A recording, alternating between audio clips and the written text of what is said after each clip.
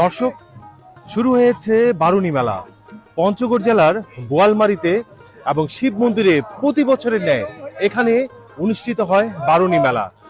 দেশের বিভিন্ন প্রান্ত থেকে অসংখ্য দর্শনার্থী এখানে এসেছেন। আপনারা দেখতে পাচ্ছেন এখানে চলছে পুণ্য স্নান, আর এই পাশে চলছে হচ্ছে মাথা মোড়ানো। মূলত মাথা মোড়ানো এবং পুণ্য স্নানের মাধ্যমে মনের আশা পূরণ করে থাকেন।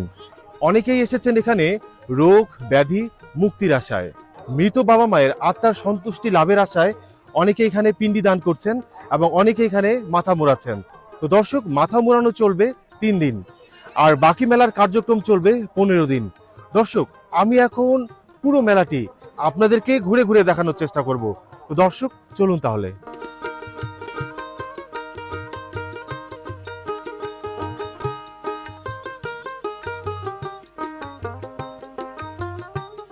দর্শক, আমার সাথে আছেন বোয়ালমারী মেলার বা বারুণী মেলার একজন পুরোহিত।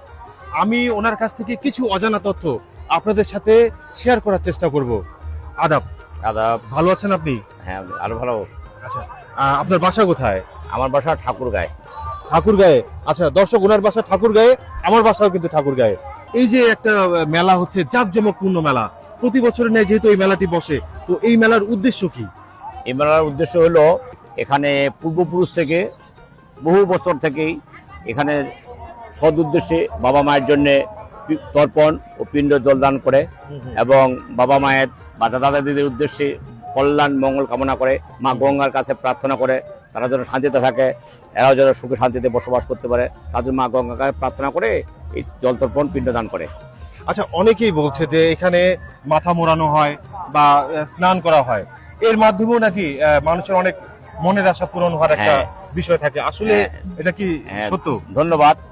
আসলে কথা হলো কি, যে আমি যখন পিতামাতার কর্ম করব তখন ডাইরেক্ট কিন্তু হয় না, তখন ওই কল্যাণ বা মঙ্গলার্থেই তখন কিন্তু ওই খোর কর্ম করলে একটা মনের শুদ্ধিতা আসে। আচ্ছা, তো অসংখ্য ধন্যবাদ আপনাকে। তো দর্শক, আমরা এখন পুরো মেলাটি আপনাদেরকে ঘুরে ঘুরে দেখানোর চেষ্টা করব।